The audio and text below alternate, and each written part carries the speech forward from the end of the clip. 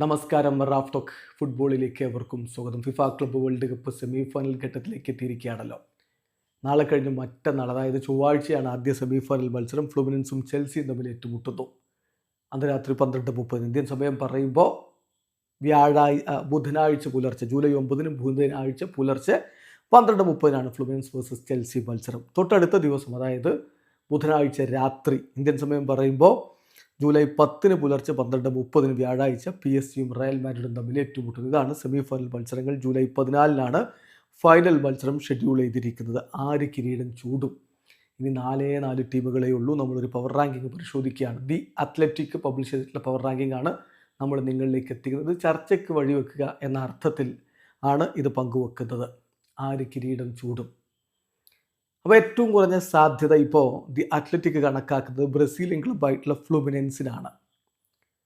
4ാമത് power റാങ്കിങ്ങിൽ 4ാം സ്ഥാനത്ത് ഫ്ലുമിനൻസിനെ സംബന്ധിച്ചിടത്തോളം ബ്രസീലുകാർ തന്നെ പലരും അവരുടെ 4 ക്ലബ്ബ് വേൾഡ് കപ്പ് കളിക്കാനെത്തിയതിൽ ഏറ്റവും വേസ്റ്റ് ടീമായിട്ട് പരിഗണിച്ചവരാണ്.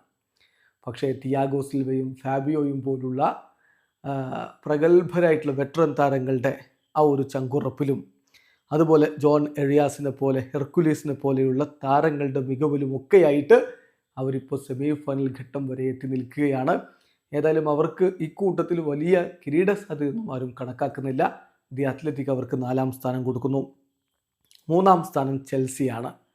ചെൽസിയെ സംബന്ധിച്ചിടത്തോളം നമുക്കറിയാം, അവർ ക്വാർട്ടർ ഫൈനലിൽ പാൽമിറാസിനോട് 2-1 വിജയിച്ച് കയറിയത്. അതൊരു ഓൺ ഗോളിൻ്റെ ബലത്തിലായിരുന്നു ആ ഒരു വിജയിച്ച് കയറൽ എന്ന കാര്യം കൂടി ഓർക്കുക. അതുപോലെ ബെൻഫിക്കെതിരെ റൗണ്ട് ഓഫ് 16 പക്ഷേ അവർ മികച്ച വിജയം നേടിയിരുന്നു. 4-1 വിജയമായിരുന്നു അവർ സ്വന്തമാക്കിയത്. ഏതായാലും ചെൽസിക്ക് വലിയ പ്രതീക്ഷ അവരുടെ ആരാധകർ കണക്കാക്കുന്നുണ്ട്. ഇപ്പോൾ ബ്രസീലിയൻ സ്ട്രൈക്കർ ജാവോ പെഡ്രോയെ കൂടിയൊക്കെ എത്തിച്ച് കൂടുതൽ പ്രഹരശേഷി അവരുണ്ടാക്കിയെടുത്തിട്ടുമുണ്ട്. കോൾ പാൽമറും അതുപോലെ തന്നെ പെഡ്രോ നെറ്റോയും ഒക്കെ ചേരുമ്പോൾ മികച്ചൊരു മുന്നേറ്റത്തിന് അവർക്കുണ്ട്. അത് വെച്ചുകൊണ്ട് അവർ ഫ്ലുമിനൻസിൻ്റെ ഡിഫൻസ് തകർക്കുമെന്ന പ്രതീക്ഷയിലാണ് ആരാധകരുള്ളത്.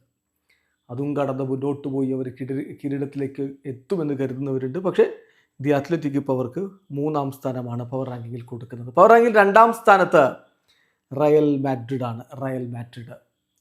റയലിനെ സംബന്ധിച്ചിടത്തോളം എല്ലാ ടൂർണമെൻറ്റുകളിലും അവരെ കിരീട ഫേവറേറ്റുകളായിട്ട് തന്നെയാണ് എല്ലാവരും കണക്കാക്കാറുള്ളത്. പുതിയ കോച്ച് സാബി അലോൺസോയുടെ കീഴിൽ അവർ താളം കണ്ടെത്തിക്കഴിഞ്ഞു. അവർ മികവിലേക്ക് എത്തിക്കഴിഞ്ഞു. എടുത്തു പറയേണ്ട ഒരു പ്രകടനം നടത്തിയത് ഗാർഷ്യയാണ്. യുവതാരം ഗോളടി വേളം വരെ നടത്തുന്നു. പിന്നെ എംബാപ്പയുടെ കഴിഞ്ഞ കളിയിൽ അക്രോബാറ്റിക് ഫിനിഷിങ് എല്ലാം കൂടി ചേരുമ്പോൾ അവർ മികവിൽ തന്നെയാണ്. അവർക്ക് വലിയ സാധ്യത കണക്കാക്കുന്നവരുടെ. എന്നാൽ 1ാമത് പവർ റാങ്കിൽ 1ാം സ്ഥാനത്ത് പാരീസ് സെൻ ജെർമനാണ്. ശരിയാണ്, സെമിയിലേക്ക് എത്തുമ്പോൾ അവരുടെ ചില താരങ്ങൾ റെഡ് കാർഡൊക്കെ കണ്ടിപ്പോൾ പുറത്താണ്. ഡിഫൻസിൽ പാച്ചോയുടെ നഷ്ടം അവർക്ക് വലുതായിരിക്കും. ഒക്കെ ശരിയാണ്. എന്നാൽ പോലും അത് PSG ആണ്. നിലവിൽ ഏറ്റവും മികച്ച ഫോമിൽ കളിക്കുന്ന ടീമാണ്. അവർക്കാണ് ഇപ്പോൾ ഏറ്റവും അധികം സാധ്യത കണക്കാക്കുന്നത്. 1ാം സ്ഥാനം അവർക്ക് കൊടുക്കുന്നു. സോ അത്ലറ്റിക്കിൻ്റെ പവർ റാങ്കിങ് അനുസരിച്ച് കൂടുതൽ കിരീട സാധ്യത PSG, 2ാം സ്ഥാനത്ത് റയൽ മാഡ്രിഡ്, 3 ചെൽസി, 4 ഫ്ലുമിനൻസ്. നിങ്ങളുടെ അഭിപ്രായം കമൻറ്റ് ബോക്സിൽ രേഖപ്പെടുത്തുക. വീഡിയോ അവസാനിക്കുന്ന ഫുട്ബോൾ ലോകത്ത് കൂടുതൽ വിശേഷങ്ങളുമായി റാഫ് ടോക്സ് വീഡിയോ എത്താം.